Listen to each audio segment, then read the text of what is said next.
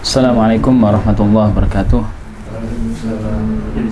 Alhamdulillah wassalatu wassalamu ala Rasulillah wa ala alihi wa sahbihi wa man wala. Allahumma la ilma lana illa ma 'allamtana fa'allimna ma yanfa'una wanfa'na bima 'allamtana wa zidna ilman ya 'alim. Jemaah yang dirahmati Allah Subhanahu wa taala, sudah bukan rahasia lagi bahwasannya anak-anak yang kita miliki adalah amanah sekaligus nikmat dari Allah Subhanahu wa taala. Allah Subhanahu wa taala berfirman, al-mal wal banun zinatul hayatid dunya. Harta dan juga anak-anak adalah perhiasan dalam kehidupan dunia. Siapa yang tidak ingin memiliki anak ketika dia sudah menikah? Bahkan seseorang yang belum dikarunia seorang anak, dia rela untuk mengeluarkan harta yang sangat banyak, pergi ke sana, pergi ke sini, pergi ke rumah sakit ini, datang ke dokter ini, beli obat ini, beli obat itu. Semuanya dia lakukan dalam rangka untuk mendapatkan seorang anak.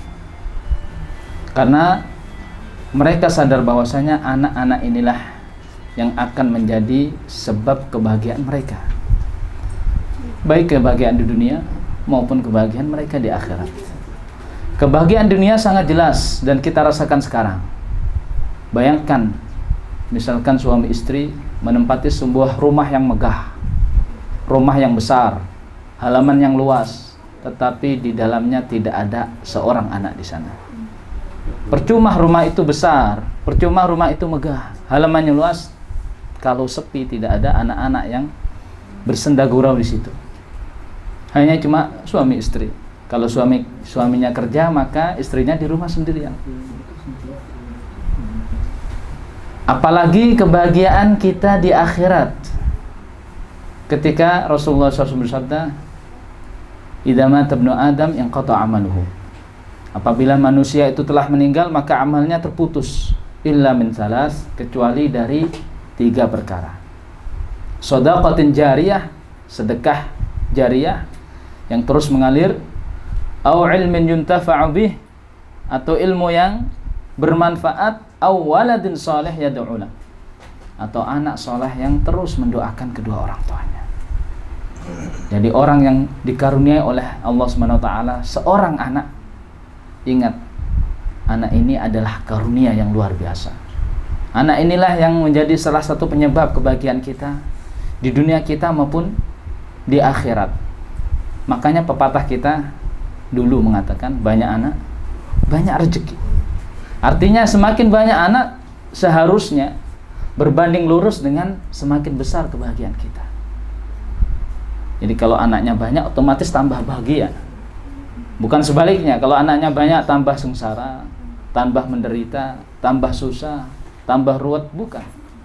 Ini pepatah kita ini sungguh luar biasa. Ya, mereka memotivasi dengan memperbanyak anak. Banyak anak, banyak rezeki, banyak anak, semakin bahagia dan sebagainya. Tentu kalau kita lihat kenyataannya tidak seperti ini. Ya justru kalau kita lihat ikhwah-ikhwah yang anaknya banyak, keteteran ya. Kalau pagi mandikan, ayo antri satu-satu. Ini selesai ganti satunya lagi. Ini selesai ganti satunya lagi. Ini anak cerita ini karena berdasarkan pengalaman juga. Ya. Bukan anak sekedar lihat saja. Ya. Kemudian setelah selesai mandi makan, kita siapkan makanan, ceceran ini kita bersihkan. Atau kalau misalkan kita yang menyuapinya, berarti kita nyuapi satu-satu. Selesai makan, kita siapkan pakaian, persiapan berangkat ke sekolah. Ketika berangkat pun kerepotan, ya, semua harus dibawa, sedangkan kita cuma punya motor. Akhirnya satu motor untuk 5 orang. Luar biasa. Kalau kita lihat kenyataannya, sangat susah. Maka apa yang dimaksud dengan semakin banyak anak, semakin banyak rezeki, semakin banyak kebahagiaan? Apa yang dimaksud dengan firman Allah Subhanahu wa taala, al-mal wal banun zina? Harta dan anak-anak adalah perhiasan apa? Apakah hanya karena adanya anak, atau karena adanya anak yang berkualitas, Anak yang bisa memberikan kebahagiaan kepada orang tuanya. Kalau cuma ada anak saja, bukankah ayam anaknya lebih banyak dari kita? Sekali bertelur, sekali menetaskan telurnya bisa 20.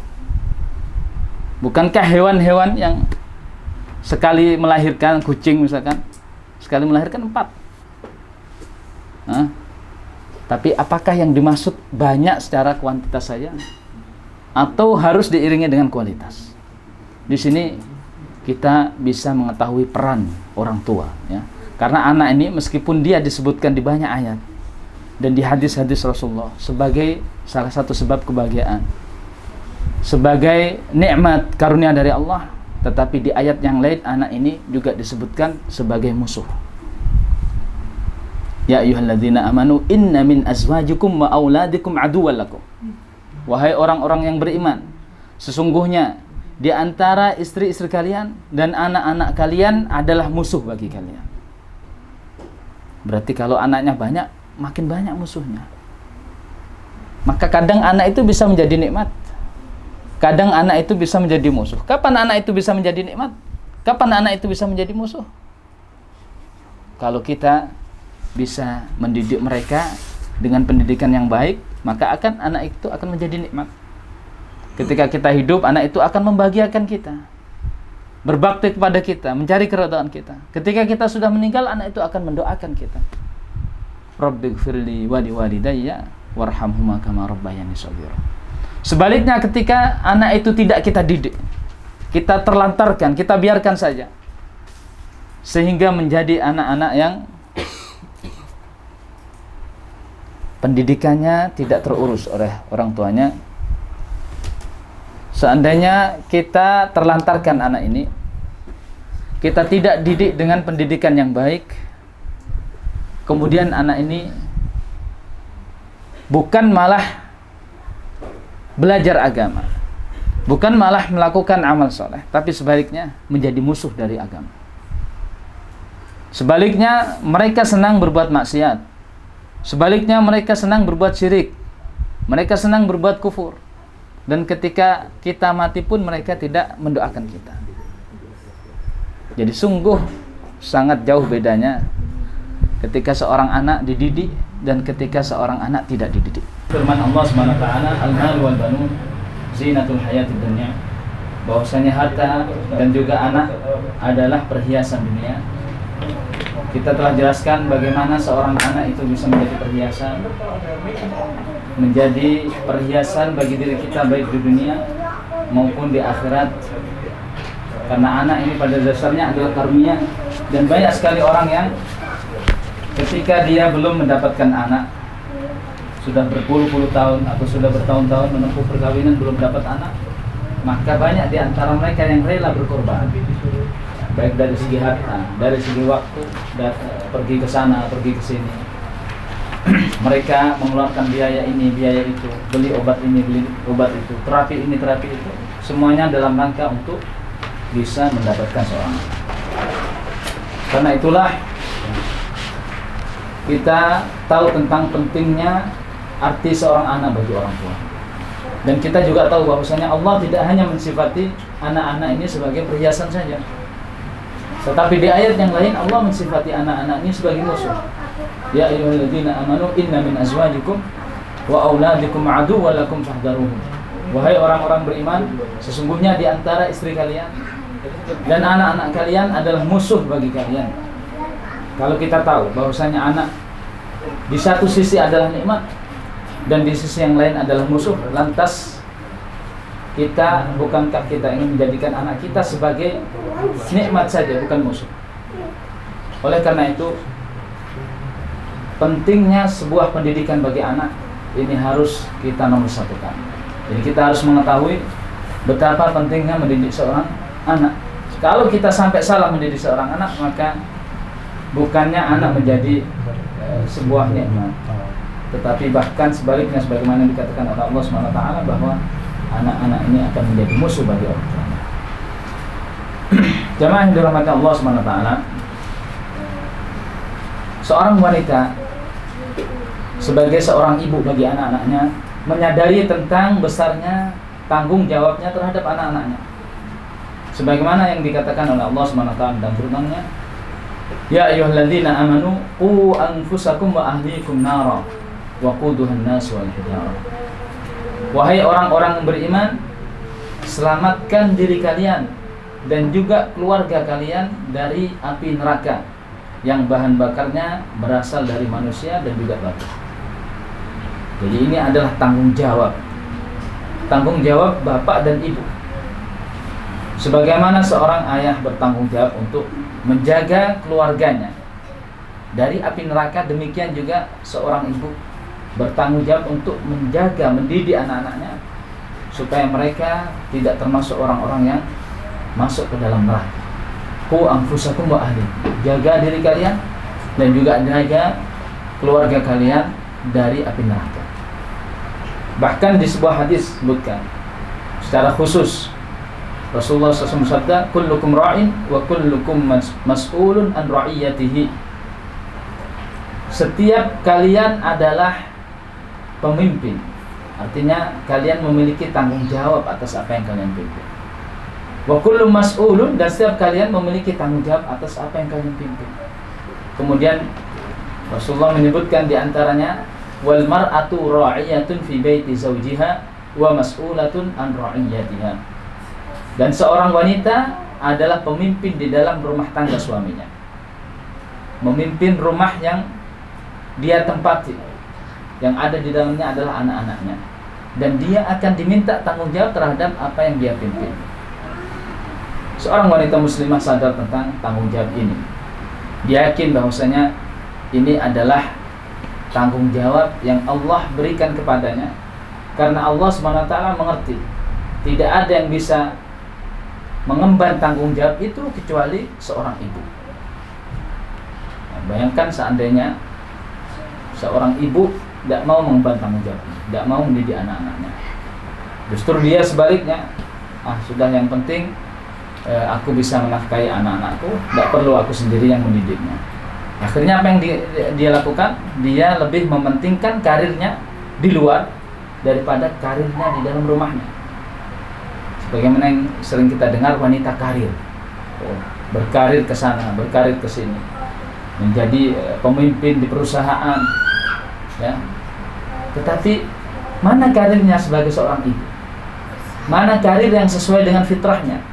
Mana karir yang Allah jadikan dia sebagai penanggung jawab dalam karir tersebut? Dia lebih memilih karir yang dia tempuh dalam kehidupan dunia, yang pada hakikatnya itu adalah sesuatu yang fana. Bisa jadi dia memimpin perusahaan, bisa jadi dia bekerja di sebuah perusahaan, bekerja sebagai seorang wanita karir, kantor dan sebagainya. Taib, apa yang dihasilkan dari itu? Mungkin dia dihasilkan harta, mungkin. Tetapi kalau seandainya dia bekerja dan berkarir di rumahnya sesuai dengan apa yang Allah fitrahkan, ketika Allah mengatakan waqarna fi buyutikun, dan tinggallah kalian para wanita di rumah-rumah kalian, dan itu adalah tempat kalian untuk berkarir. Coba kita bandingkan, kalau kita seandainya seorang wanita berkarir di dalam rumahnya, kemudian berhasil untuk mencetak anak-anak yang saleh, anak-anak yang cemerlang, generasi penerus umat Islam, maka apa yang akan dia dapatkan? Sungguh dia akan mendapatkan kebahagiaan tidak hanya di dunia, bahkan di akhirat. Kalau kita lihat sejarah, kita kembali kepada sejarah, kita lihat Imam Malik, ya. Imam Malik memiliki seorang ibu. Imam Malik ini masih kecil. Dia sebelum berangkat ke majelisnya gurunya Rabi'atul Ra'i di Madinah, maka ibunya berpesan kepada anak ini. Ya, dari anak ini disiapkan, dipakaikan baju yang sesuai dengan baju seorang penuntut ilmu, kemudian diwasiatkan oleh ibunya kepada Imam Malik ini. Wahai anakku, sungguhnya engkau akan belajar menuntut ilmu dari Syekh Rabi'ah Ar-Ra'i, dan ambillah adabnya sebelum engkau mengambil ilmunya. Jadi ibu ini mengajarkan kepada Imam Malik untuk mengambil adab dari syekhnya, gurunya ini sebelum dia mengambil ilmunya. Maka apa yang terjadi? Akhirnya tidak ada seorang muslim pun di dunia ini kecuali dia mengenal Imam Malik. Siapa yang tidak kenal Imam Malik? Imam yang memiliki madhab, yaitu madhab Maliki yang masyhur, dan itu pada awalnya berawal dari jasa seorang ibu. Jadi ibu yang menanamkan kepada dirinya sebuah karakter bahwasanya dia harus bisa mengambil adab dari gurunya, kemudian baru dia mengambil ilmu dari gurunya. Kalau kita tengok setelahnya, muridnya Imam Malik, Imam Syafi'i. Imam Syafi'i ini lahir dalam kondisi yang yatim. Jadi dia lahir sudah tidak punya bapak. Berarti siapa yang menemani Imam Syafi'i ini? Ibunya. Ibunya lah yang mendidik Imam Syafi'i ini. Sampai akhirnya Imam Syafi'i ini menjadi imam yang masyhur.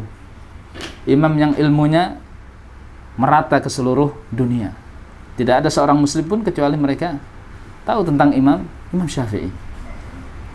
Dan masih banyak lagi kisah-kisah tentang kehebatan seorang ibu yang bisa melahirkan seorang anak yang anak ini luar biasa hebatnya, menjadi anak yang soleh, anak yang alim, anak yang berbakti bagi agama Islam.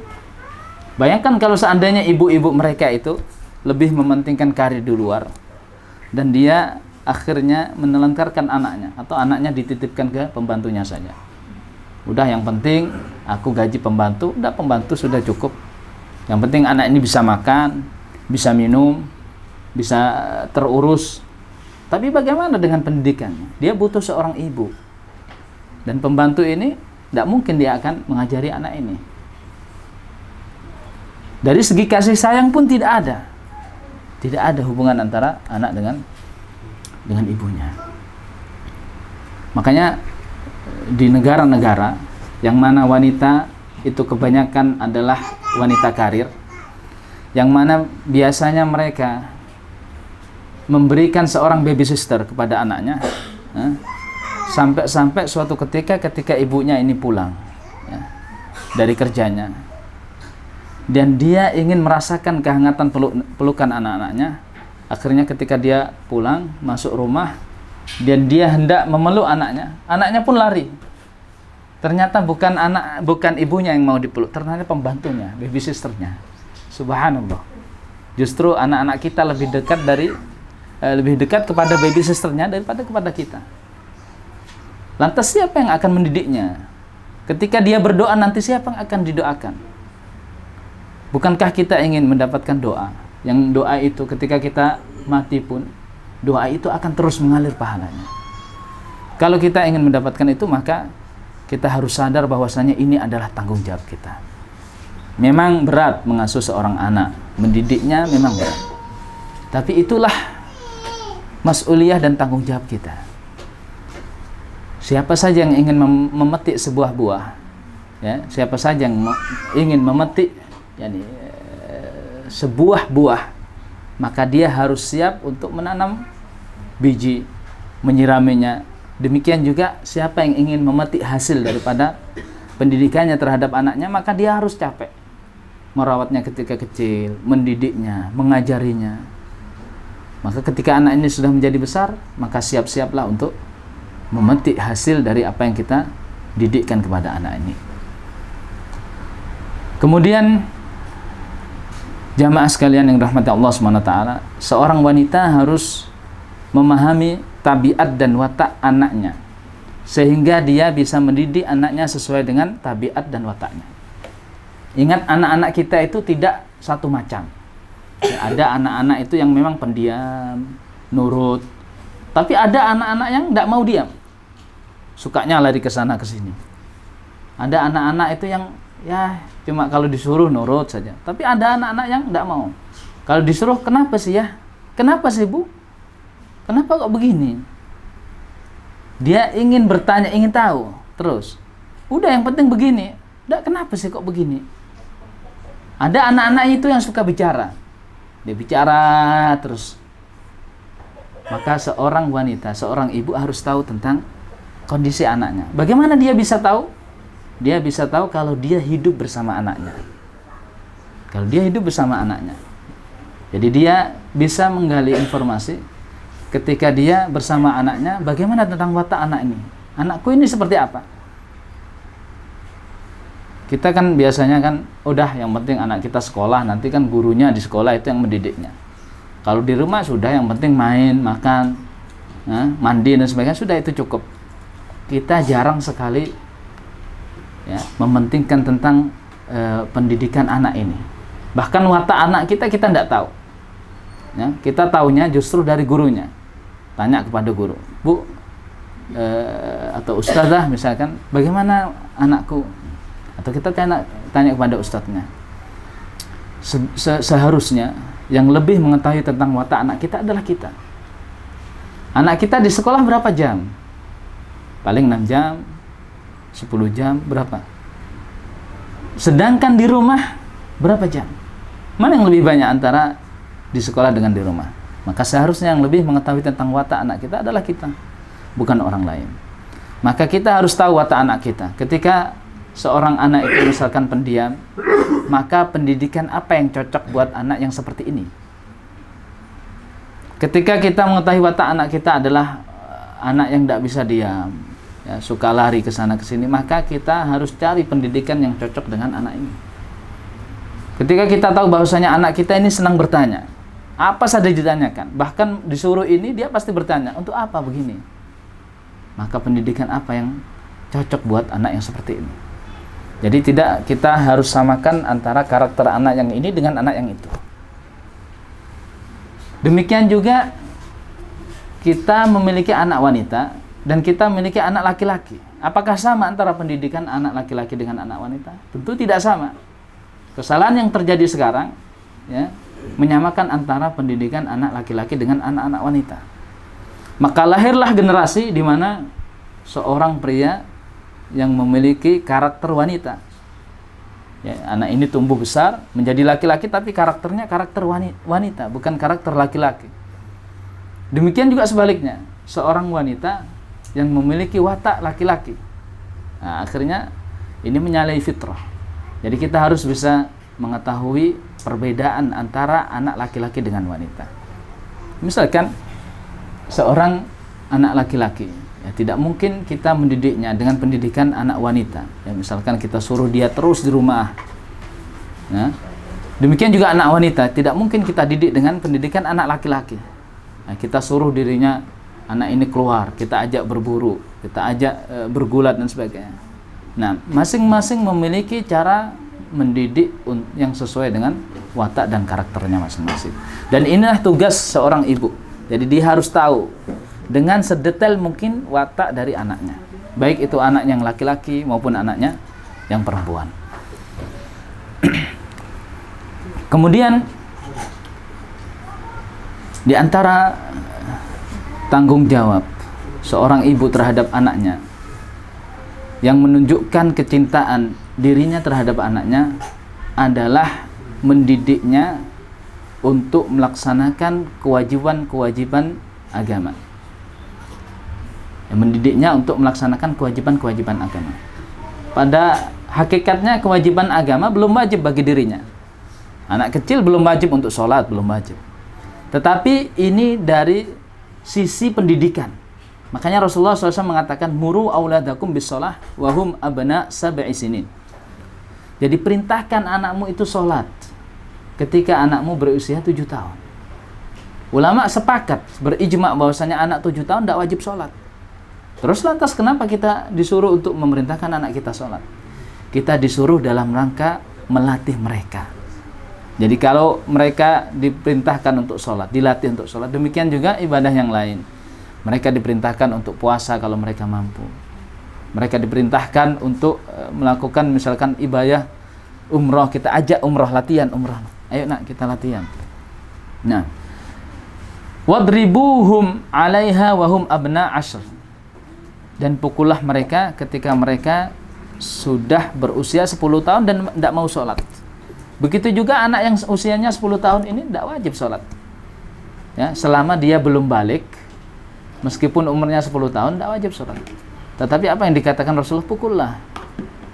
Ini menunjukkan bahwasanya di antara bukti sayang kita kepada anak kita, tanggung jawab kita kepada anak kita adalah memerintahkannya untuk melakukan kewajiban yang ada dalam agama Islam. Jadi kewajiban yang akan dia emban nanti ketika dia sudah balik ini, kita latih mulai dari sekarang. Mulai anak ini sudah usia 7 tahun, kita perintahkan. Ketika sudah 10 tahun, mendekati masa balik, namun belum balik, ketika dia meninggalkan, maka kita disuruh untuk memukulnya. Supaya apa? Supaya anak ini terbiasa. Terbiasa dengan ibadah, terbiasa dengan amal soleh.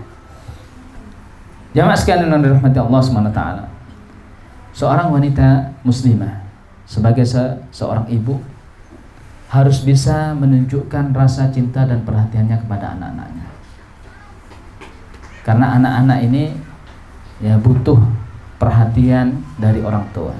Kalau dia tidak mendapat perhatian dari orang tua, maka dia akan mencari perhatian dari orang lain. Jadi anak-anak ini butuh perhatian. Kadangkala anak kita ini ribut, padahal tidak ada suatu perkara yang perlu diributkan, tetapi pada hakikatnya dia ingin diperhatikan. Kadangkala anak kita ini berebut sesuatu yang kadangkala menyebabkan kita jengkel. Mereka berebut sesuatu itu bukan karena mereka ingin berebut, tapi mereka ingin mendapatkan perhatian. Ya, cobalah kalau kita tidak ada, itu biasanya anak-anak kita itu rukun, ya, anak pertama, anak kedua, dan seterusnya. Kalau kita tidak ada, itu biasanya rukun. Justru kalau kita ada di rumah, biasanya mereka berkelahi, bertengkar, rebutan ini, rebutan itu. Itu menunjukkan bahwasanya mereka ingin diperhatikan. Maka kita berikan perhatian kita kepada mereka. Mereka ingin disayangi, kita berikan kasih sayang kita kepada mereka. Jangan sampai anak-anak kita ini mencari perhatian dari orang lain. Jangan sampai anak-anak kita ini mencari cinta dan kasih sayang dari orang lain. Ini berbahaya. Jadi kita harus bisa memberikan cinta kita, kasih sayang kita kepada anak-anak kita. Kita tunjukkan kepada mereka. Suatu ketika seorang Arab Badui datang ke Madinah. Kemudian melihat Rasulullah mencium cucunya. Rasulullah punya cucu Hasan dan Husain. Kemudian Rasulullah mencium cucunya ini. Kemudian orang Arab Badui ini seolah-olah heran. Ini Rasulullah SAW, pemimpin besar. Kenapa dia sempat meladeni anak-anak kecil ini? Akhirnya dia berkata, wahai Rasulullah, sungguh aku di rumah punya 10 anak dan tidak ada satupun yang aku cium. Maka Rasulullah SAW mengatakan, man la yarham la yurham. Siapa yang tidak bisa mengasihi, tidak dikasihi. Kalau kita tidak bisa menunjukkan kasih sayang kita kepada anak-anak kita ketika anak-anak kita masih kecil, jangan harap kita mendapatkan kasih sayang anak-anak kita ketika mereka sudah dewasa. Tunjukkan kasih sayang kita. Tunjukkan bahwasanya kita perhatian terhadap mereka. Mulai sekarang, mulai mereka kecil, karena saat inilah saat mereka itu membutuhkan. Supaya apa? Supaya mereka tahu ketika mereka dewasa nanti, mereka juga memberikan kasih sayangnya kepada kita, memberikan baktinya juga kepada kita. Di dalam sebuah hadis Rasulullah sallallahu alaihi wasallam bersabda, "Laisa minna man lam yarham saghirana wa la ya'rif qadra kabirina." Tidaklah termasuk dari kami orang-orang yang tidak berkasih sayang kepada orang yang lebih muda dan tidak mengetahui atau tidak menghormati orang-orang yang lebih tua. Jadi ini adalah akhlak Islam. Di dalam Islam, seseorang itu menyayangi orang yang lebih muda, orang-orang yang lebih kecil darinya, dan menghormati orang-orang yang lebih tua, orang-orang yang lebih besar darinya. Dan di antara orang-orang yang lebih kecil dari kita, orang-orang yang lebih muda dari kita adalah anak-anak kita. Maka kita berikan kasih sayang kita kepada mereka. Nah, tetapi yang perlu kita perhatikan bahwasanya di dalam memberikan kasih sayang terhadap anak, maka harus adil. Harus adil. Jangan sampai kita pilih kasih terhadap anak-anak kita. Suatu ketika Bashir, seorang sahabat radhiyallahu anhu, memiliki anak, Nu'man ibnu Bashir. Ketika itu Bashir ini menghadiahkan seorang budak kepada Nu'man. Lantas dia datang kepada istrinya, Ummu Nu'man ini, dia katakan bahwasanya aku menghadiahkan ini kepada anakku Nu'man. Kemudian istrinya ini bertanya, apakah engkau memberikan hadiah kepada saudara-saudaranya? Kemudian Bashir mengatakan tidak. Oh, kalau gitu jangan lakukan. Coba tanyakan dulu kepada Rasulullah sallallahu alaihi wasallam. Akhirnya datanglah Bashir ini kepada Rasulullah sallallahu alaihi wasallam. Lantas Rasulullah sallallahu alaihi wasallam bertanya, "Wahai Bashir, apakah engkau memberikan semua anak-anakmu hadiah yang sama?" Kemudian Bashir mengatakan tidak. Kalau gitu jangan lakukan. Bukankah engkau ingin mendapatkan penghormatan yang sama, mendapatkan cinta yang sama dari anak-anakmu? Kalau itu engkau inginkan, maka jangan sampai engkau pilih kasih dalam kasih sayang terhadap anak. Ini yang menjadi masalah di masyarakat kita. Kadangkala orang tua itu lebih sayang terhadap anak yang terakhir, anak bungsu. Nah, ini masalah ya. Kalau kita masih hidup mungkin tidak kelihatan masalahnya, tapi ketika orang tua sudah meninggal, kadangkala ada rasa iri kepada saudaranya. Ah, kamu itu yang paling kecil, kenapa kamu mendapatkan kasih sayang lebih besar? Maka kalau kita tidak ingin adanya perselisihan di antara anak-anak kita setelah kita meninggal, maka kasih sesuatu yang sesuai dengan mereka. Jangan kita pilih kasih, kita beri keadilan terhadap anak-anak kita. Di antara bentuk mungkin bisa kita katakan ketidakadilan yang ada pada masyarakat kita adalah dalam pembagian harta waris. Ini saya katakan harta waris, padahal pada hakikatnya bukan harta waris ya. Kalau harta waris itu dibaginya kapan? Setelah orang tua meninggal. Tapi ini belum meninggal sudah ditentukan. Kamu anakku yang pertama di sini, kamu yang kedua di sini, yang ketiga di sini. Nanti yang terakhir baru, oh yang terakhir rumah ini. Biasanya begitu. Ini kadangkala tidak ada keadilan di situ. Bisa jadi anak-anak ini menggerutu. Di dalam hatinya dia merasa, oh kenapa ini fulan ini dapat bagian yang banyak? Kenapa saya cuma dapat tanah saja? Ini fulan dapat tanah sama rumah. Makanya dalam masalah warisan ini Allah ya tidak main-main. Dalam masalah hukum yang lain, biasanya Allah ya, imma dia menjelaskan secara umum di Al-Quran, kemudian menyerahkan penjelasannya secara detail kepada Nabi SAW, seperti sholat ya. Penjelasan secara umum dalam Al-Quran, sholat itu wajib, tapi penjelasan detailnya di dalam hadis. Sholat 5 waktu, kemudian duhur itu 4 rakaat, asar itu 4 rakaat, dilakukan pada waktu ini, pada waktu ini. Penjelasannya detailnya pada hadis. Demikian juga tentang zakat. Zakat dijelaskan secara umum, zakat itu wajib, tetapi penjelasan secara detailnya pada Al-Quran. Harta yang wajib dizakati itu harta ini.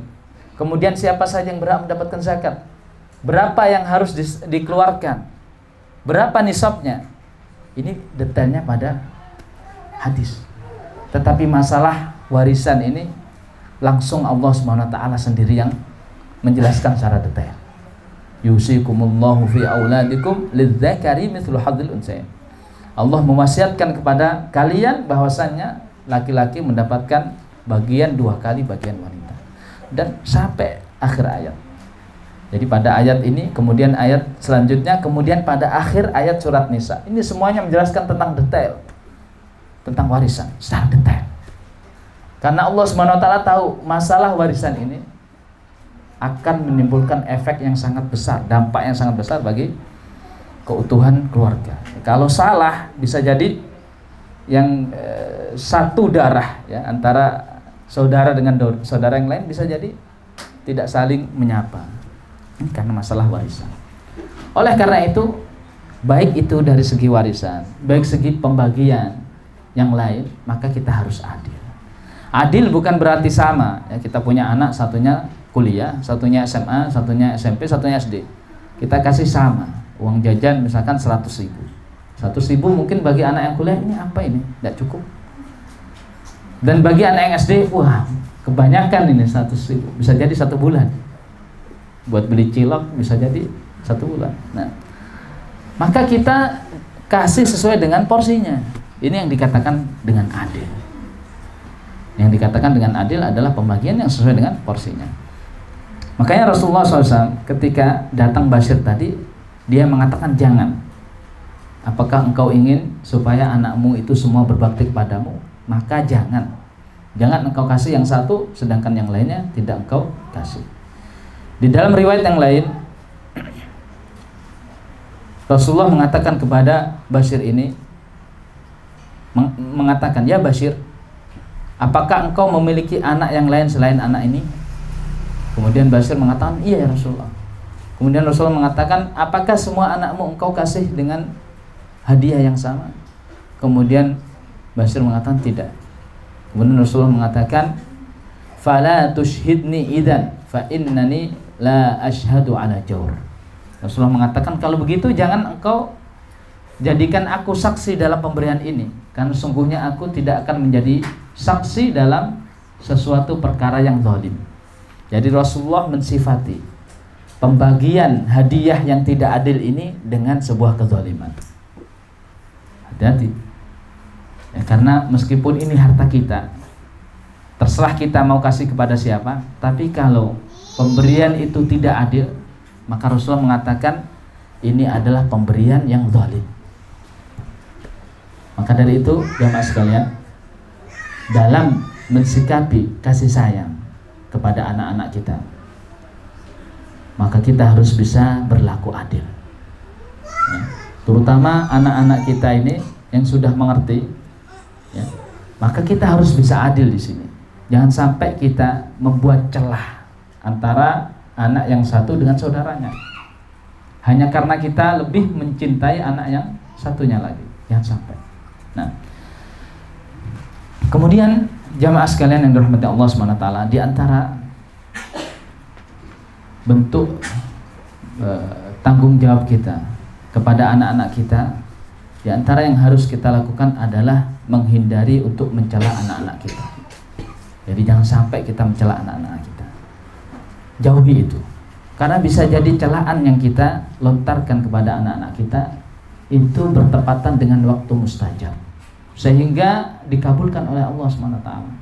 Misalkan anaknya tidak mau melakukan, anak nakal, akhirnya pas bertepatan dengan waktu mustajab atau bertepatan dengan malaikat kemudian mengamini, amin, akhirnya jadilah anak nakal. Anak enggak nurut, akhirnya jadilah anak yang tidak nurut. Ada sebuah kisah menarik ya. Imam Masjidil Haram, Syekh Abdurrahman Sudais ya. Ini punya seorang ibu. Dan ini kisah ini masyhur sekali. Masyhur sekali. Anda tidak tahu tentang kebenarannya, tapi kisah ini masyhur. Mungkin bisa jadi benar. Syekh Sudais ini ketika masih kecil, setiap kali ibunya marah itu apa yang dia katakan? Kamu itu Imam Masjidil Haram. Jadi dia marah, dia bilang, kamu itu Imam Masjidil Haram, dasar Imam Masjidil Haram. Akhirnya apa yang terjadi? Betul, Syekh Sudais sekarang menjadi Imam Masjidil Haram. Artinya semarah apapun kita, jangan katakan kecuali perkataan yang baik. Jangan katakan kecuali perkataan yang baik. Karena bisa jadi perkataan kita adalah doa. Kita ingin anak-anak kita adalah menjadi anak yang saleh. Kalau gitu, kalau kita marah, katakan, anak soleh, anak yang berbakti, dan sebagainya. Perkataan-perkataan yang baik, semarah apapun. Kalau tidak bisa, maka diam. Dan itu lebih baik daripada kita menyesal ya. Kita sudah mengucapkan, mencela, akhirnya menyesal, kenapa saya tadi katakan demikian. Nah, kalau mencela saja tidak boleh, bagaimana dengan menyakiti anak-anak? Ingat pada masa jahiliyah, jadi orang-orang Arab itu memiliki kebiasaan, kalau punya anak wanita maka anak ini akan dikubur hidup-hidup. Nah, ini jahiliyah, tidak boleh. Kita tahu bahwasanya anak-anak ini adalah nikmat, karunia dari Allah SWT, dan memang kadang bisa menyulitkan kita. Tetapi itu kan tergantung pada bagaimana kita mendidiknya. Bukan lantas ketika kita mendapati sesuatu yang tidak kita sukai dari anak kemudian kita menyiksa anak, tidak. Apalagi sampai mengubur hidup-hidup sebagaimana yang dilakukan orang-orang jahiliyah. Demikianlah seorang wanita ketika menghadapi anak-anaknya, maka dia harus menjaga kalimatnya. Jangan sampai kalimat yang keluar dari mulutnya adalah kalimat yang kotor, doa-doa yang tidak pantas. Justru dia harus bisa menjaga lisannya ini sehingga kalimat yang keluar adalah kalimat-kalimat doa. Doa-doa yang baik bagi anak kita. Demikian juga sifatnya ketika bermuamalah dengan anak, muliakan anak-anak kita. Kalau bukan kita yang memuliakan anak-anak kita, siapa lagi? Muliakan anak-anak kita. Sebagaimana kita ingin supaya anak-anak kita memuliakan kita ketika kita sudah tua. Ingat suatu hari nanti, ya, kondisi akan terbalik. Bukan anak-anak kita yang butuh kita, tapi justru kita yang butuh kepada anak-anak kita. Kalau kita ingin muamalah yang baik dari anak-anak, maka bermuamalah yang baik kepada anak-anak kita ketika mereka masih kecil. Kemudian selanjutnya adalah menanamkan akhlak yang baik. Jadi tanamkan sejak dini akhlak yang baik pada anak kita. Ingat apa yang dikatakan oleh ibunya Imam Malik tadi. Wahai anakku, belajarlah adab dari gurumu ini, dari Syekh Rabi'ah Ar-Ra'i, sebelum engkau belajar ilmu. Artinya belajar akhlak. Jadi akhlak yang baik. Karena yang pertama kali dilihat oleh orang lain itu adalah akhlaknya. Sebelum orang lain melihat ilmunya, maka yang pertama kali nampak dan dirasakan oleh orang lain adalah akhlaknya. Dan anak-anak ini sungguh ya, mereka sangat merespons sekali masalah akhlak. Dan mereka apabila bergaul dengan orang-orang yang tidak berakhlak, mereka akan cepat tertular. Jadi subhanallah ya, ketika pertama kali kami pulang misalkan dari Madinah, mendapati anak-anak bergaul. Kita tidak tahu anak-anak kita kadang bergaul dengan anak-anak yang di masjid itu campur. Akhirnya banyak kata-kata kotor di situ. Nah itu kita harus bisa menjelaskan kepada mereka. Ini kata-kata ini tidak harus tidak boleh kita ucapkan. Kata-kata ini kata-kata kotor. Kita jelaskan. Memang susah ya, kita harus satu persatu. Nah tapi begitulah. Anak-anak ini cepat dia menyerap. Sebagaimana pepatah Arab mengatakan as-sahibu sahib. Jadi sahabat itu akan menarik sahabatnya. Kalau sahabatnya itu baik, akan ditarik kepada kebaikan. Kalau sahabatnya itu buruk, ditarik kepada keburukan. Sebagaimana yang diumpamakan oleh Rasulullah SAW, mathalu jalisis salih, perumpamaan sahabat yang saleh sebagaimana penjual minyak wangi. Kita pasti akan mendapatkan wanginya dari anak-anak ini. Dan perumpamaan orang yang atau sahabat yang buruk adalah perumpamaan pandai besi. Kita akan mendapatkan bau yang busuk dari orang ini. Kalau itu secara umum, baik itu orang-orang yang dewasa, anak-anak, wanita, apalagi khusus dengan anak-anak. Karena anak-anak cepat sekali menyerap tentang akhlak, tentang lingkungan yang ada di sekitar. Maka kita harus bisa memproteksi anak-anak kita, dan kita tanamkan akhlak yang baik. Jadi kita tanamkan di rumah kita, misalkan adab kita terhadap orang yang lebih tua, adab anak-anak terhadap orang tua, terhadap teman sebaya, adab anak-anak terhadap gurunya, terhadap ustadznya, terhadap ustazahnya, adab ketika dia di rumah, ketika dia bermain, ketika dia makan, ketika dia tidur. Dan yang paling penting adalah adabnya kepada Allah SWT.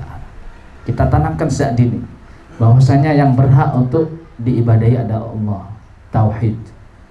Bahwasanya yang berhak untuk dia mintai pertolongan, mintai sesuatu, dia berdoa hanyalah Allah SWT.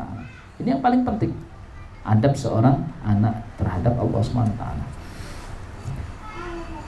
Kemudian selanjutnya yang perlu kita lakukan sebagai seorang ibu dari anak-anak kita adalah mengetahui keseharian anak. Bukan berarti kita mengawasi anak-anak kita, tapi kita harus tahu, tidak boleh lengah, ya, tidak boleh lengah. Tahu apa yang dia lakukan dan dengan siapa dia melakukannya. Jadi sedang apa anak-anak kita ini sekarang ini, sedang apa, kemudian dengan siapa. Jangan kita biarkan saja anak-anak dia bermain bebas dengan siapa saja.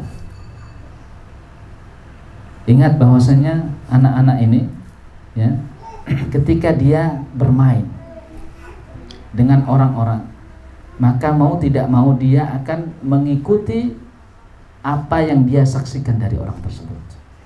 Kadangkala yang bermain dengannya adalah saudaranya. Bisa jadi itu saudaranya, baik itu saudara kandungnya atau kerabatnya. Atau kadang-kala yang bermain adalah neneknya, kakeknya. Nah, nenek kakek ini biasanya mereka itu memanjakan anak. Jadi kita ingin pendidikan anak kita itu begini, tapi kadang-kadang nenek dan kakek tidak setuju. Oh, tidak setuju, ini terlalu berat. Masa anak kecil disuruh hafal ini, hafal itu? Tidak. Sudah, biarkan dia bermain. Ini masa-masanya bermain.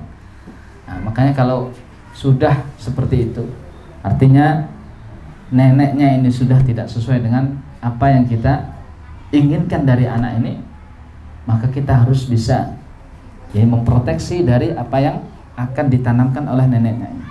Jangan sampai kita membiarkan misalkan anak kita diberikan gadget, diberikan mainan HP seharian, terus akhirnya kapan anak-anak ini akan belajar?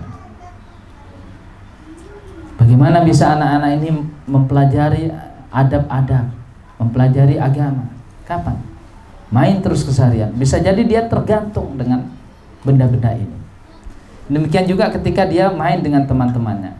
Bisa jadi ada di antara teman-temannya ini yang usianya memang bukan usia yang sama dengan anak-anak kita, lebih dewasa misalkan. Sehingga mungkin perkataan di antara mereka perkataannya justru perkataan yang tidak sesuai dengan usia anak-anak kita. Ini sering sekali terjadi. Kadang-kala anak kita bertanya kepada kita, misalkan Abi, Umi, ini artinya apa? Kadang-kala kita kaget, wahai anakku, dari mana kamu dapat kosakata ini? Ini tidak selayaknya anak-anak seusiamu yakni tahu dengan kosakata ini. Makanya kita harus tahu. Ya, kadang-kala anak-anak cerita itu bagus. Ya, ketika anak-anak cerita kemudian tanya kepada kita, Abi, Umi, ini apa maksudnya? Abi, Umi, apakah boleh kita berbicara dengan perkataan ini? Kalau anak-anak kita tanya kepada kita, mereka sendiri yang bicara, bagus. Mereka mau curhat dengan kita, bagus. Tapi seandainya anak-anak kita tipe anak-anak pendiam, diam saja. Lantas bagaimana kita mau membenarkan? Bagaimana kita mau memproteksi anak-anak kita? Makanya kalau memang anak-anak kita seperti itu, kita yang justru harus aktif. Kita harus tahu. Misalkan anak-anak kita bermain, kita harus tahu dengan siapa anak-anak kita bermain. Apakah teman-teman ini layak menjadi teman bagi anak kita? Kemudian main apa? Main apa? Apakah main yang bermanfaat ataukah mainan yang tidak bermanfaat? Kita harus tahu juga, misalkan anak-anak ini sudah agak besar, sudah bisa membaca dan hobi membaca, buku apa yang dia baca? Sekarang subhanallah, buku, majalah ini sudah luar biasa bebas. Banyak sekali buku-buku majalah yang tidak pantas dibaca oleh anak kita. Entah itu berisi sesuatu yang bertentangan dengan Islam atau sesuatu yang mengandung kemaksiatan. Maka kita harus bisa mengetahui apa yang dia baca. Apa yang dia baca. Karena apa yang dia baca ini akan memberikan efek bagi akhlak anak, bagi perilaku anak. Kadang-kala dia membaca sesuatu yang dia baca ini bertentangan dengan akhlak Islam. Akhirnya dia mengikuti mode yang bertentangan dengan akhlak Islam. Kemudian kalau dia senang menyaksikan misalkan acara televisi, video dan sebagainya, maka kita harus tahu apa yang dia saksikan. Apa yang dia saksikan? Ya. Apakah yang dia saksikan adalah sesuatu yang bermanfaat atau sesuatu yang tidak bermanfaat, bahkan sesuatu yang mengandung dosa? Maka kita harus tahu itu semuanya. Bukan berarti kita harus tahu semuanya lantas di sudut semua rumah kita pasang CCTV. Supaya kita tahu anak kita sekarang di sini. Ngapain? Ya, itu kalau bisa kita lakukan, bolehlah kita lakukan, tapi nanti anak-anak kita ini akan terbiasa dengan itu. Kalau tidak ada pengawasan, sudah dia bebas. Kalau dia berada di luar rumah, sudah di luar rumah tidak ada CCTV, aman, insya Allah Abi dan Umi tidak akan tahu. Tapi kalau kita tanamkan bahwasanya yang mengawasi kita itu bukan Abi dan Umi, yang mengawasi kita adalah Allah, pasti anak kita akan berperilaku yang sama, baik dia ketika di rumah ataupun di luar rumah. Jadi ini yang harus kita tanamkan kepada anak kita, bahwasanya yang mengawasi kita bukan abimu, bukan umimu, melainkan Allah. Seraya kita juga harus tahu memang betul apa aktivitas anak kita, kemudian teman-temannya siapa, supaya kita bisa memproteksi sesuatu yang akan masuk kepada anak kita. Ketika semua itu kita lakukan, kita sudah sadar tentang tanggung jawab kita kepada anak-anak kita. Kita sudah mengetahui tabiat anak-anak kita. Kita sudah berikan pendidikan yang sesuai dengan tabiatnya. Dan kita tunjukkan cinta kita, perhatian kita. Kita berlaku adil kepada anak-anak kita, tidak pilih kasih. Kita tidak mencela anak-anak kita. Dan kita tanamkan akhlak yang baik. Kita ajak anak-anak kita melakukan perbuatan yang akan menjadi kewajiban bagi dirinya. Kita ajak sholat berjamaah. Kemudian kita mengetahui apa aktivitas anak-anak kita, mengetahui siapa teman-temannya. Ketika semua itu kita lakukan, maka tinggal sesuatu yang harus kita lakukan, yaitu doa. Terus berdoa. Terus berdoa. Karena semua ini ya tidak ada kuasa bagi kita. Bayangkan Nabi Nuh alaihissalam. Nabi kurang apa? Dapat wahyu langsung dari Allah SWT. Tetapi anaknya yang merupakan buah hatinya sendiri yang mengingkari tentang kenabiannya. Ketika Nabi Nuh mengatakan, wahai anakku, irkam ma'ana. Wahai anakku, ayo naik ke perahu. Maka anak ini menolak. Qala sa'awi ila jabali ya'simuni minal ma'. Anak ini berkata, aku akan naik ke gunung, dan gunung ini akan menjagaku dari banjir. Anak ini justru lebih percaya kepada gunung daripada percaya kepada bapaknya. Subhanallah. Nabi. Makanya kita ini siapa? Kita bukan siapa-siapa. Tetapi kita berdoa kepada Allah, berharap semoga Allah SWT menjadikan anak-anak kita adalah anak-anak yang soleh. Rabbana hab lana min azwajina wa dzurriyyatina qurrata a'yun waj'alna lil muttaqina imama. Wallahu a'lam. Semoga bermanfaat bagi kita semua. Subhanakallahumma bihamdik asyhadu an la ilaha illa anta astaghfiruka wa atubu ilaik.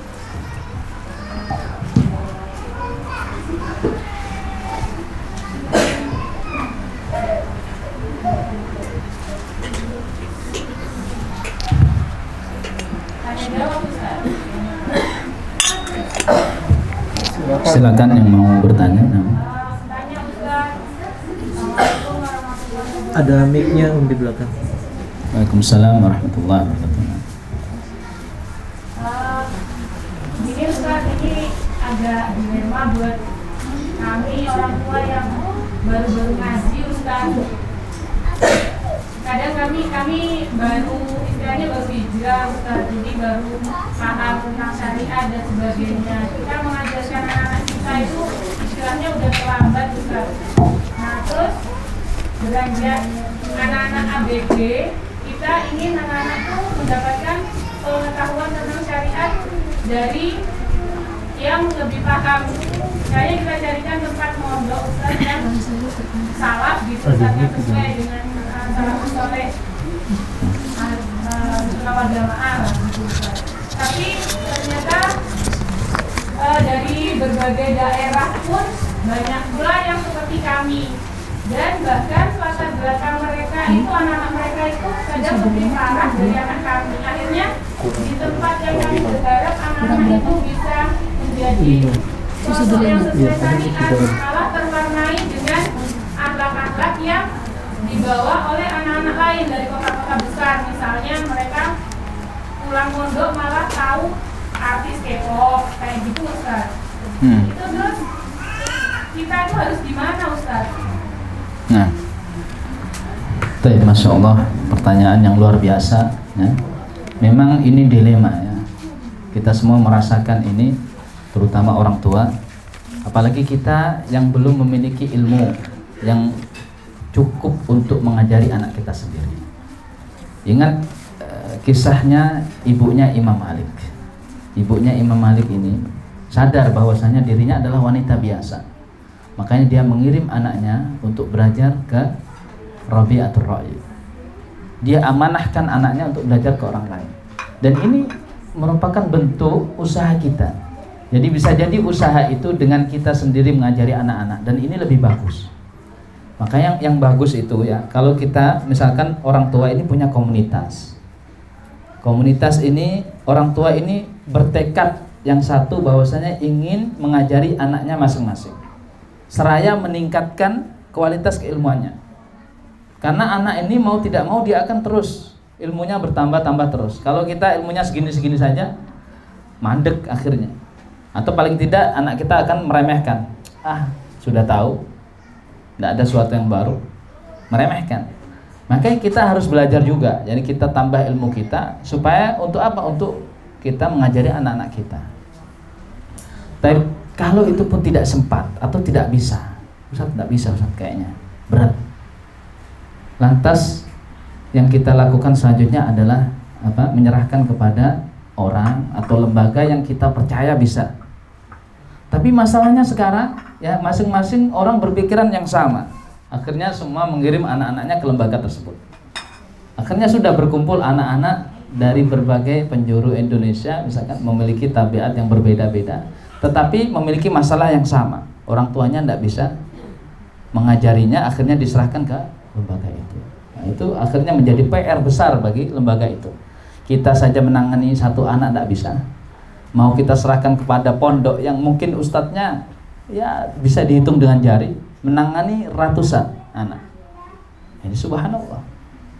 Jadi ya ketika kita menyerahkan anak kita ke pondok itu bukan berarti sudah ini ustadz antum mau mau apakan terserah, udah lepas tangan.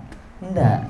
Jadi sebagaimana ibunya Imam Malik itu berpesan, wahai anakku, ya ambillah adabnya sebelum engkau ambil ilmunya. Jadi harus ada pesan terus.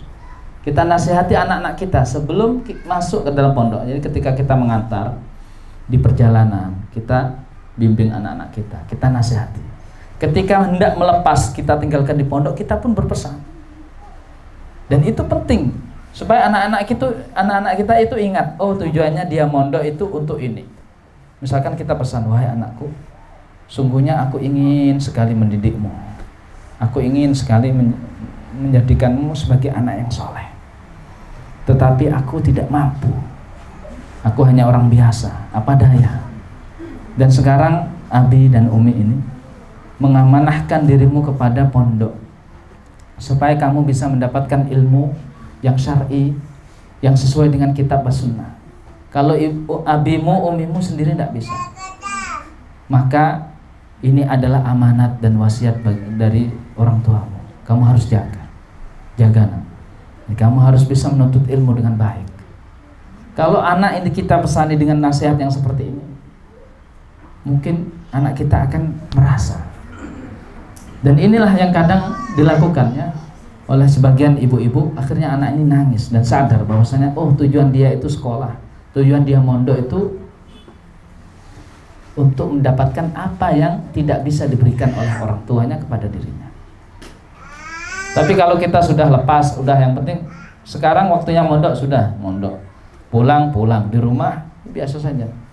Akhirnya di pondok ketemu dengan teman-temannya yang di kota yang memiliki masalah yang sama. Akhirnya saling curhat. Yang dicurhat adalah masalah. Akhirnya masalah yang ada di desa bertemu dengan masalah yang ada di kota. Akhirnya komplit sudah. Bukannya ilmu yang dia dapatkan, justru mereka mendapatkan masalah-masalah ini. Nah, jadi memang kita berusaha kalau bisa kita sendiri dengan komitmen tadi, kita terus menggali ilmu, kemudian kita salurkan kepada anak kita. Kalau tidak bisa dan terpaksa kita serahkan ke pondok, maka jangan sampai lupa wasiat. Kita wasiati anak-anak kita. Terus kita kontrol. Jangan kita malu untuk tanya kepada ustadznya, ustadz misalkan atau misalkan siapa, admin atau siapa yang ada di pondok itu, kita tanya bagaimana kondisi anak kita, bagaimana perkembangannya. Kita terus bertanya kepada supaya kita juga tahu bagaimana kondisi anak-anak kita ini. Bukan berarti kita lepaskan ke pondok lantas kita lepas tangan. Tapi wallahu a'lam. Kemudian ada pertanyaan selanjutnya tentang bagaimana cara memproteksi anak kita supaya tidak terpengaruh di tengah keluarga yang berbeda pemahaman. Sementara kita ingin tetap silaturahmi dengan keluarga tersebut. Yakni silaturahim dengan keluarga ini sesuatu yang wajib ya. Karena keluarga kita memiliki hak atas kita. Tetapi kadangkala karena beda pemahaman, mereka kebanyakan misalkan awam, belum tahu batasan-batasan aurat, belum tahu batasan-batasan antara lawan jenis ya. Maka kadangkala terjadi ya sebuah pemandangan atau sebuah kelakuan yang aneh. Misalkan ada dalam satu majelis ikhtilat laki-laki perempuan, atau ada di antara keluarga kita yang masih belum menutup aurat. Ini bagaimana? Bagaimana sedangkan kita ingin menjaga anak-anak kita? Yang pertama, silaturahim itu wajib. Tapi apakah setiap hari? Apakah setiap bulan? Kita harus mengerti saat-saatnya. Jadi tidak mesti ketemu ya. Silaturahim itu bisa jadi kita tidak ketemu tapi terus komunikasi, tanya kabarnya, gimana Bude, gimana Pak D, gimana Paman, nah, tanya kabarnya. Atau kita kirim hadiah, oh maaf tahun ini kita tidak bisa Idul Fitri di kampung, tapi ini hadiah kita kirimkan. Senang mereka. Nah, ini bisa jadi apa? Silaturahim tetap dijaga, dan kita juga bisa memproteksi anak-anak kita. Nah, atau misalkan kita memang terpaksa, atau kita memang ingin rindu dengan kampung halaman, silaturahim, maka kita wasiatkan kepada anak-anak kita. Kita kita ajari mereka batasan-batasan aurat. Misalkan kalau kita punya anak perempuan, kita usah nasihati bahwasanya seorang anak wanita tidak boleh menampakkan auratnya. Apalagi ketika sudah balik, maka seluruh tubuhnya adalah aurat. Kita jelaskan. Jadi ketika dia mendapati sesuatu yang lain yang beda di kerabatnya, dia tidak akan kaget, tidak akan katut. Karena kita sudah menanamkan pemahaman ini kepada anak kita. Demikian juga kita katakan bahwasanya ada batasan antara laki-laki dengan perempuan. Meskipun mereka kerabat kita, tapi tidak boleh saling bersentuhan. Akhirnya anak-anak kita pun paham dengan masalah itu. Nah, apakah diperbolehkan berdoa seperti ini? Ya Allah, jangan Engkau kabulkan doa-doa burukku, terutama perkataan buruk terhadap anakku yang tak kusengaja. Nah, bagus juga kita berdoa seperti ini, dan boleh karena tidak melanggar larangan syariat. Tetapi yang lebih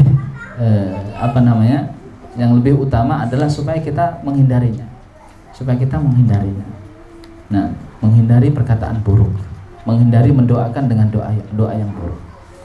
Kita biasakan. Memang itu kadangkala susah, apalagi kalau kita sudah terbiasa. Tapi kita biasakan. Demikian juga misalkan neneknya, ya, kita ajak misalkan duduk, Nek, ini kalau misalkan marah sama cucu, jangan sampai berkata kata-kata yang buruk. Ingat bahwasanya di samping kita ini ada malaikat. Bisa jadi malaikat-malaikat ini mendoakan, mengaminkan perkataan kita. Atau bisa jadi ini bertepatan dengan waktu mustajabnya doa. Maka jaga ucapan kita. Nah, dan itu butuh pembiasaan. Sebetulnya bukan sesuatu yang sulit, cuma butuh pembiasaan. Bukankah kita ketika kaget kadangkala astagfirullah? Ya, kadangkala kita kaget tanpa sadar astagfirullah. Coba dulu sebelum kita hijrah misalkan, kalau kaget apa yang disebut? Bisa jadi nama hewan berkaki 4 ya, disebut ini, disebut itu. Tapi sekarang astagfirullah. Jadi ini butuh pembiasaan saja. Nah, pertanyaan selanjutnya, hukum mencium tangan orang yang lebih besar. Tidak apa-apa, mencium tangan tidak apa-apa. Apalagi yang dicium tangan adalah orang yang dia hormati, misalkan orang tuanya, tidak apa-apa. Gurunya, tidak apa-apa. Selama dia bukan lawan jenisnya.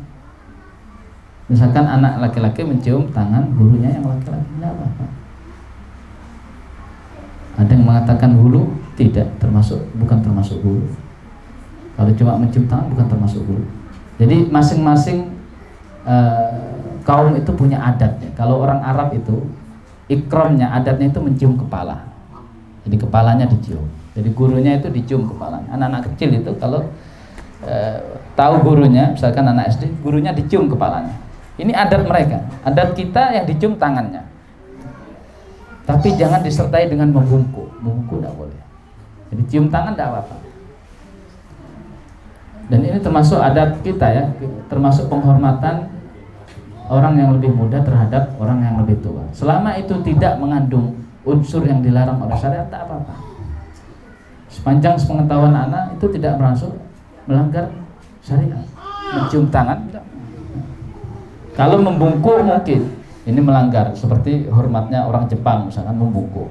Karena kita tidak membungkuk kecuali kepada Allah ketika kita rukuk. Kalau bungkuk mungkin ini bertentangan. Nah, tapi kalau cuma mencium tangan saja maka insya Allah tidak apa-apa.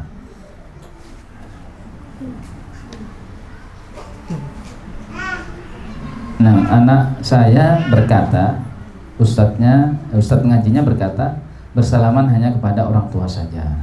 Bagaimana ini Ustaz? Apa itu dilarang? Padahal saya ingin anak saya bersalaman dan mencium tangan kepada orang yang lebih tua sebagai bentuk penghormatan. Ya, tidak apa-apa mencium tangan orang yang lebih tua. Ya, terutama apabila orang ini adalah orang yang baik. Ya, maka bagus juga untuk melatih bagaimana anak ini menghormati orang lebih tua. Meskipun dia bukan bapaknya sendiri, misalkan ustadznya atau misalkan pamannya dan sebagainya, tidak apa-apa. Nah, tapi yang menjadi masalah kadangkala orang yang lebih tua ini memiliki akhlak yang buruk, yang sampai dengan penghormatan ini anak kita akhirnya menilai akhlak buruknya ini sebagai akhlak yang baik. Misalkan kita tahu ya, orang ini misalkan senang merokok, ini susah, gimana ini? Kita suruh menghormatinya, tapi di sisi lain orang ini merokok, tidak mau kita anak kita dekat-dekat dengannya. Nah, ini dilema juga.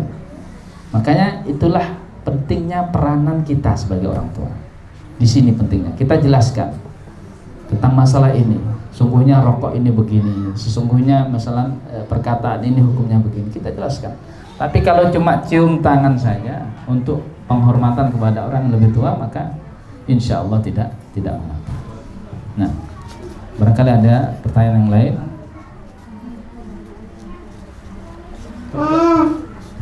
Masya Allah. Katanya sudah selesai. Baik, nakhtatim doa kafaratul majlis. Subhanallahumma bihamdik, asyhadu an la ilaha illa anta, astaghfiruka wa atubu ilaik.